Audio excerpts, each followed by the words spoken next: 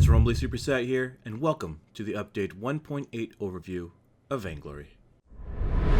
So just like every other update, there are a lot of small and large changes coming to the game.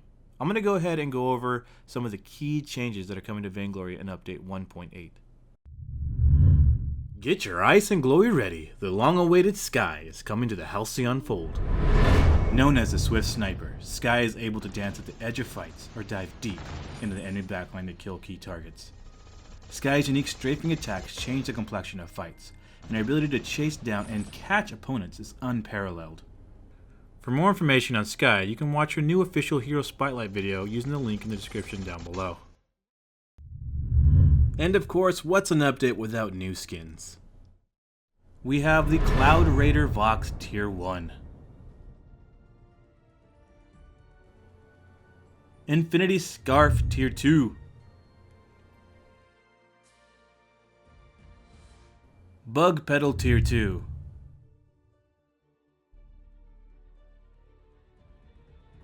And of course, killa-joule 9000 Tier 3.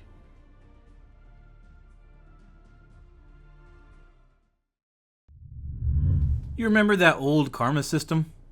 Yeah, that's the one. Well, now it's gone. Enter the new karma system. The karma system has been dramatically simplified from the previous iteration. Karma levels have been replaced with 3 player states: the great karma, the good karma, and the bad karma. Karma states are determined by recent and current player behavior, including the thumbs up, thumbs down from fellow players, or just for instance the toxic play, dodging in hero select, youch, going AFK, etc., etc., will lead to bad karma, which bans you from playing with or chatting with any other players for a period of time. Each ban a player faces gets longer and longer. So be good, guys. Vainglory Seasons and Profile Trophy Room. Starting with 1.8, Vainglory will remember your highest ranked skill tier earned and display it in your trophy room. Update 1.8 will be considered the pre-season, Season 0. For example, it shows here T-Cheesy is Vainglorious Gold. If he were to drop to POA Gold, it would still show Vainglorious Gold in his trophy room. The preseason will end with the release of 1.9, aka the Autumn Season 2015, and you will earn a permanent trophy based on your highest rank within the previous season. You will also earn different awards for each season. I know a lot of you guys heard about the ELO drop at the beginning of each season, and although Super Evil Megacorp hasn't really revealed all the juicy secrets on how the entire system will work in its entirety, I do have some speculation on how the compression part of it will work, and here it is. There will be a compression of ELOs. For example, if you were to take the entire POA skill tier, you would essentially maybe do like the medium to the high end range of players within that skill tier. You would compress all their ELOs into the same bracket, maybe say SA Silver. Then you would take the medium to the low end of players in POA and compress that entire group into Hotness Gold. Although I don't know this for a fact, I personally believe that this is a system that's implemented for the sake of rebalancing ELOs. Eventually, this will place people within the skill tiers at which they truly belong. Outside of trophies and ELO rebalancing, there are also other benefits to the seasons. For instance, because it's a quarterly seasonal system, there are 4 times at which you can earn limited time content throughout the year. On the competitive side of things, with seasons and the ELO rebalancing, this will allow players to make a name for themselves at the beginning of each new season. On the casual side of things, although a lot of people would love to make a name for themselves, not everybody has time to sit and play for every season and to rank up. But because it's broken up into 4 seasons, this gives each person 4 different seasons, 4 different chances to make a name for themselves. For instance, if you're going to school, you're generally not going to have time to play during a lot of the seasons. But come summer season will be the time for you to shine. In update 1.8, there are also a bunch of gameplay changes.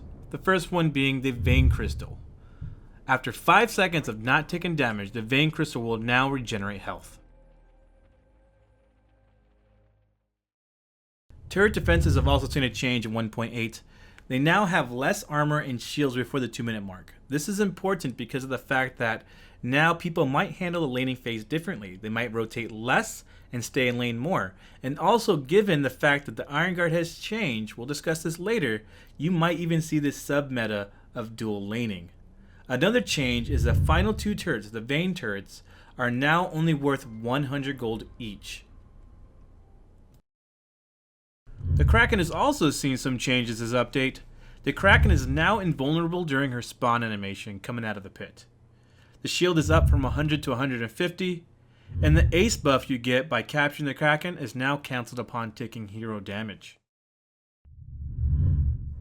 And of course there's item changes. There are quite a few, so I'm not going to go over every single one, but the one I want to talk about is the contraption and its precursors. The Iron Guard. Gold bounty up from 30% to 50 for jungle monsters and 60 for all types.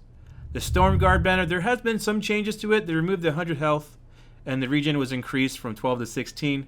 But the big thing is they reduced the price from 1150 to 950. Although the Warhorn and contraption are still ultimately the same price in the end. There has been some changes to the passive. I'm not going to read that. You can go ahead and do that in the description down below in case you're really that interested.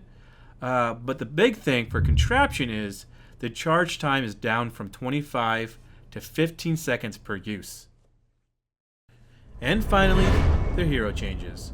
There are quite a few hero changes in this update. I'm not going to go over every single one, but I think there are 2 that really stand out to me. The first one being Saw. So with Saw, finishing suppressing fire resets the cooldown on his roadie run.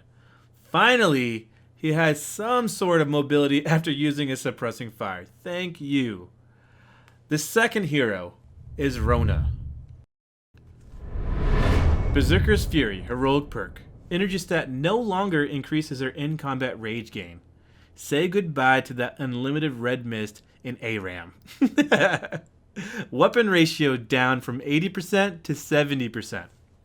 Gains 100% more blood rage when attacking targets suffering from mortal wounds. Whenever Rona reaches her max blood rage, she gains a barrier equal to 8% of her max health. Interesting. Foe Splitter. First hit grants 1.5 movement speed for 2 seconds. Second hit consumes only 50% of blood rage instead of 100%. Second hit grants Rona 30 to 50% attack speed for 2 to 4 seconds. Red Mist, cooldown down from 12 to 4. Lifesteal reduced by 50% while channeling, and Rona gains 40, 60, or 80 armor and shield during Red Mist depending on the level of Red Mist. There were also a bunch of other Android devices supported in this update, along with a bunch of bug fixes. I'll leave all that stuff for you guys to check out down below in the description with the update notes. That is it for this episode of Vainglory Update 1.8 Overview. I'm Rumblysuperset, and I'll see you guys next time. Later!